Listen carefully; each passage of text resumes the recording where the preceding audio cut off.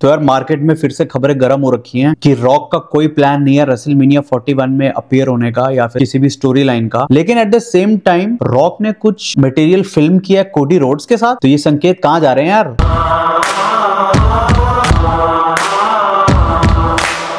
तो स्वागत है आप सबका रेसलिंग डोज के एक नए एपिसोड में।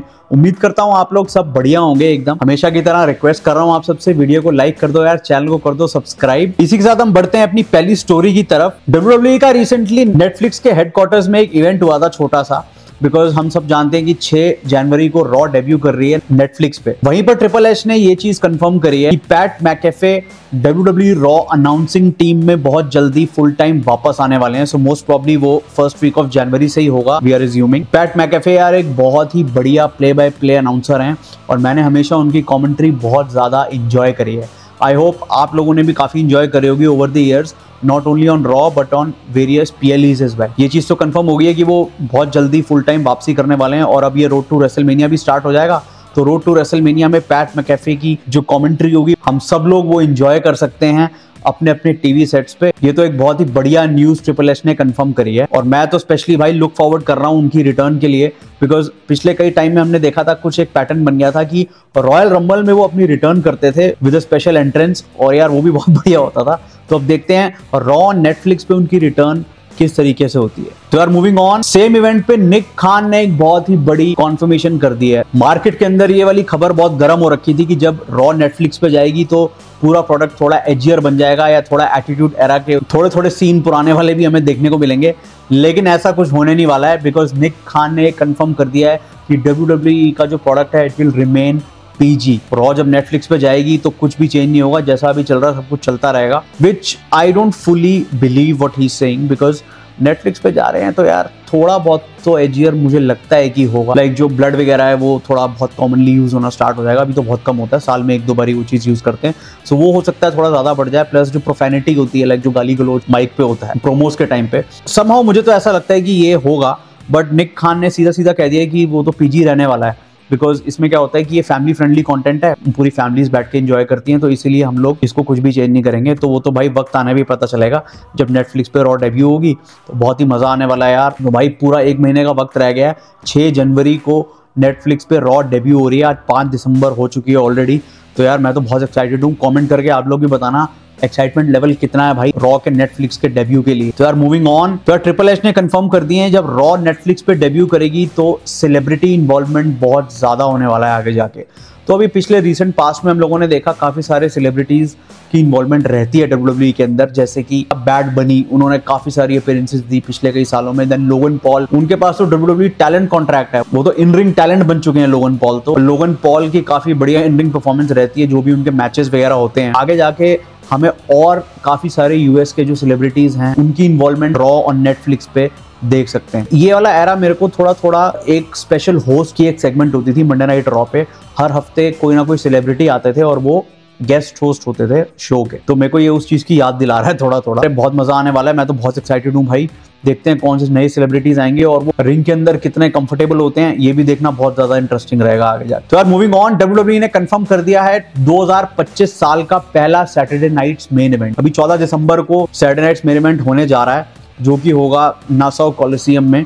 लेकिन 2025 का भी first Saturday Night's Main Event WWE ने कंफर्म कर दिया जो कि होगा 25 जनवरी 2025 को, और ये होने वाला है सैन एंटोनियो टेक्सास में। जो लोकेशन है उसका नाम है फ्रॉस्ट बैंक सेंटर। सबसे इंटरेस्टिंग चीज जो मेरे को इस पूरी अनाउंसमेंट में लगी है वो है इसकी डेट, बिकॉज 1 फरवरी को रॉयल रंबल है, उससे एक हफ्ता पहले ये लोग सैटरडे नाइट्स मेन इवेंट कर रहे हैं। अब जिस चीज के लिए मैं ज्यादा एक्साइटेड हुआ हूँ वो ये है कि सैटरडे नाइट्स मेन इवेंट भी कोई ऐसी शो तो ये रखेंगे नहीं, ऑब्वियसली बात है कुछ बढ़िया बढ़िया मैचेस ही होंगे वहां पे। सो रॉयल रंबल से पहले एक PLE की फील देना, वो भी एक हफ्ते पहले जस्ट, आई थिंक ये एक बहुत ही मास्टर स्ट्रोक है, बिकॉज इसके अंदर हमें काफी सारी चीजें देखने को मिल सकती हैं जो बहुत स्पाइस अप कर देंगी आने वाला रॉयल रंबल इवेंट जो कि होगा 1 फरवरी 2025 को।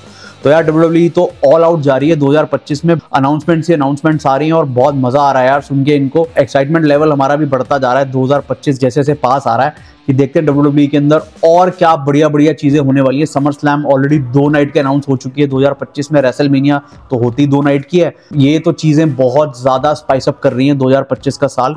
तो 2024 तो बहुत बढ़िया नोट पे एंड कर रही है WWE with some very good announcements. Moving on, तो यार JBL का एक बयान आया है। JBL कह रहे हैं कि वो जॉन सीना को देखना चाहते हैं 17th वर्ल्ड चैंपियनशिप जीतते हुए। तो ये एक रिकॉर्ड हो जाएगा WWE में अगर जॉन सीना ये फीट अचीव करते हैं तो। JBL ने क्लियरली ये चीज बोल दी है कि यार he would love to see John Cena win his 17th world championship. जैसा कि मैंने आपको अपनी पिछली वीडियो में ये बताया, जॉन सीना फ्रंट रनर है according to betting odds to win the Royal Rumble 2025। और अगर ऐसा होता है तो जॉन सीना को एक वर्ल्ड चैंपियनशिप मैच रेसलमेनिया में तो कंफर्म हो ही जाएगा। तो आई थिंक ये भी एक बहुत बढ़िया रोड टू रेसलमेनिया हो सकता है कि क्या सीना वर्ल्ड रिकॉर्ड ब्रेक कर सकते हैं। ये भी एक अलग एंगल है जो WWE चला सकती है। काफी सारी अलग अलग दिशाओं में एंगल्स और स्टोरी लाइन्स जा सकते हैं अभी तो, because it's too early to comment.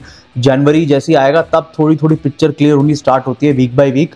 तो अभी तो सिर्फ स्पेकुलेशन चल रही है, लेकिन जो ये स्पेकुलेशन का बाजार है इसके अंदर कोई कम मिर्ची नहीं है भाई। बहुत मजा आ रहा है सुन सुन के और देख देख के क्या चल रहा है मार्केट के अंदर। JBL खुद जॉन सीना के बहुत तगड़े राइवल रह चुके हैं एक टाइम पे, आपको याद होगा, बहुत बढ़िया बढ़िया मैचेस हुए इनके बीच में। तो देखते हैं यार अब सीना क्या 17th वर्ल्ड चैंपियनशिप जीत पाएंगे जब वो रिटर्न करेंगे, बिकॉज सीना की रिटर्न अब बस होने वाली है थोड़े टाइम में और एक साल तक वो WWE टीवी पे रहने वाले हैं। अराउंड 40 डेट्स हैं उनकी, और 40 डेट्स में अगर मैं काउंट करूँ तो आई थिंक ऑलमोस्ट सारे PLEs पे सीना का मैच हमें देखने को मिलने ही वाला है, अलॉन्ग विद द बिल्डअप्स जो रॉ में होंगी। तो यार मैं तो बहुत ज़्यादा एक्साइटेड हूँ जॉन सीना की इस पूरे रिटायरमेंट टूर के लिए। आई डोंट वांट कि जॉन सीना आए और वो आके आने वाले टैलेंट को आगे बढ़ाए और उनको ओवर कर जाए। मैं नहीं चाहता हूँ ये बिल्कुल भी, बिकॉज ये हम लास्ट टाइम जॉन सीना को देखने वाले हैं इस एक साल। कुछ ड्रीम मैचेस हैं, कुछ रिकॉर्ड्स हैं जो पर्सनली मैं तो चाहूँगा कि जॉन सीना वो सबको तोड़ के जाएँ। और भाई आप लोग भी कमेंट करके मुझे ज़रूर बताना कि आप लोगों की क्या थॉट प्रोसेस है अबाउट जॉन सीना's रिटायरमेंट टूर। आप लोग क्या चाहते हो कि जॉन सीना यंग स्टार्स को पुट ओवर करे या फिर वो कुछ ड्रीम मैचेस लड़ें और वर्ल्ड चैंपियनशिप रिकॉर्ड भी तोड़ के जाएं। तो यार मूविंग ऑन, ट्रिपल एच ने कमेंट किया है ड्रू मैकिंटायर की मेगा रिटर्न पे जो मंडे नाइट रॉ में हुई है अभी। तो ट्रिपल एच ने ये चीज बोली कि Drew McIntyre was dying to come back, और हमारे बिजनेस के अंदर बेस्ट चीज ये है कि हम लोग रिटर्न्स और ये सारी चीज़ें आगे पीछे कर सकते हैं, बिकॉज हमारा स्केड्यूल और हमारी प्रोग्रामिंग ये चीज़ अलाउ कर देती है। तो जैसे ही ब्रॉन्सन रीड की जो इंजरी हुई थी, एंकल इंजरी, उसकी वजह से ड्रू मैकिंटायर की रिटर्न प्रीपोन कर दी गई। और मैकिंटायर को इंजर्ड नहीं थे, McIntyre was not out of action, he was spending quality time with his family and he was dying to come back, because आने वाले टाइम में बहुत ही बढ़िया टाइम शुरू होने वाला WWE का। एंड WWE वांट्स कि मैकिंटायर इस पूरे टाइम का एक इंटीग्रल पार्ट बने, और वो अब स्टार्ट हो चुका है। देखना बहुत इंटरेस्टिंग होगा कि मैकिंटायर की स्टोरी लाइंस यहाँ से कैसे बढ़िया बढ़िया एंगल्स में कन्वर्ट होती हैं गोइंग फॉरवर्ड। तो यार आगे बढ़ते हैं अगली स्टोरी की तरफ। क्या WWE और नेटफ्लिक्स प्रोड्यूस कर रहे हैं एक special Seth Rollins documentary? Internet पे सुनने में आया है कि WWE और नेटफ्लिक्स दोनों कोलैब करके एक बहुत ही बढ़िया डॉक्यूमेंट्री प्रोड्यूस करने वाले हैं 2025 में, which will revolve around Seth Rollins whole WWE career. तो सेथ रॉलिंस का आपको पता ही है यार, 2012 से करियर एक्टिव है WWE में, उससे पहले वो NXT में थे। अगर मैं उस टाइम को भी इन्वॉल्व करूं तो ऑलमोस्ट 14-15 साल उनको हो चुके हैं यहाँ पे। सेथ रॉलिंस ऐसे अमेजिंग इन रिंग वर्कर हैं, उन्होंने इतने बढ़िया बढ़िया मैचेस दिए हैं, not only with one but with multiple WWE superstars और लेजेंड्स भी। ये डॉक्यूमेंट्री के अंदर तो मेरा पर्सनली बहुत ही ज़्यादा इंटरेस्ट रहेगा, बिकॉज मैं देखना चाहूँगा बैक स्टेज क्या थिंकिंग रहती है सेथ रॉलिंस की बिफोर हिज बिग मैचेस, और सेथ रॉलिंस की इतनी बढ़िया बढ़िया स्टोरी लाइन्स रही हैं ओवर द इयर्स, उनका माइंडसेट क्या रहा है। कई मैचेस उन्होंने जीते हैं, कई इंपॉर्टेंट मैचेस उन्होंने हारे भी हैं। शील्ड का इतना लंबा एंगल था, प्लस रोमन रेंज के साथ उनकी इतनी लंबी स्टोरी लाइन अभी तक चलती आ रही है, इनफैक्ट इस साल तक। तो यार ये सब चीजें WWE और नेटफ्लिक्स उस डॉक्यूमेंट्री में कवर करने वाले हैं, तो मैं तो बहुत ज्यादा एक्साइटेड हूँ इसके लिए। आई थिंक ये अर्ली पार्ट में तो नहीं, लेटर पार्ट ऑफ 2025 में आएगी। सुनने में ये भी आ रहा है कि WWE और Netflix not only Seth Rollins but बहुत सारी स्पेशल डॉक्यूमेंट्रीज पे काम कर रहे हैं जो टाइम टू टाइम हमें देखने को मिल सकती है नेटफ्लिक्स पे। तो यार मूविंग ऑन, रेसलिंग के बाजार में ये वाली खबर फिर से आ चुकी है कि Rock will not be a part of WrestleMania 41। और अब ये खबर बहुत जोरों शोरों से उड़ रही है मार्केट के अंदर कि रॉक के पास टाइम नहीं है रेसलमेनिया 41 के लिए, and WWE is moving forward without him. जो भी उनके प्लान्स है WWE के रेसलमेनिया के लिए, वो विदाउट रॉक आगे बढ़ रहे हैं। लेकिन एट द सेम टाइम एक स्टोरी और आई है मेरे पास, वो ये है कि रॉक ने कोडी रोड्स के साथ कुछ मटेरियल फिल्म किया है। अब अगर मटेरियल फिल्म किया है कोडी के साथ तो ऑब्वियस बात है वो हॉलीवुड का तो कुछ होगा नहीं, होगा तो WWE रिलेटेड ही होगा। कोडी WWE चैंपियन है। जो मुझे समझ में आ रहा है इस टाइम पे कि ये जो खबर है ये जानबूझ के मार्केट में उड़ाई जा रही है कि Rock will not be a part of WrestleMania build बिल्कुल भी।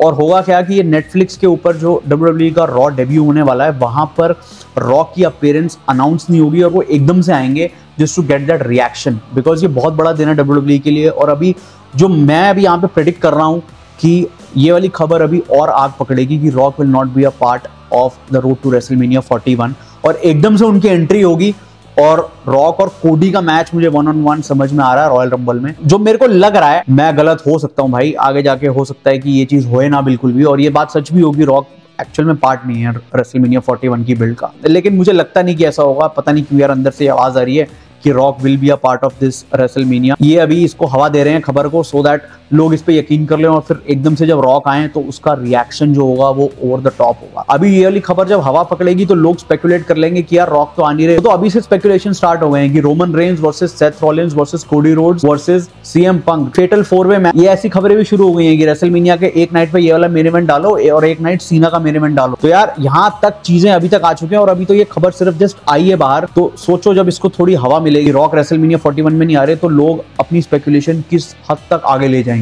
और जब उसके बाद एकदम से रॉक आएंगे तो देन वापस से एकदम से पूरे भूल भुलैया में लोग बस घूमते ही रह जाएंगे यहाँ। तो यार ये थे आज के अपडेट सारे। मैं करता हूँ यहीं पे वीडियो को एंड। वीडियो कर दो लाइक, चैनल कर दो सब्सक्राइब। मैं आपसे मिलता हूँ कल स्मैकडाउन के रिजल्ट्स में। So till then take care और जय हिंद।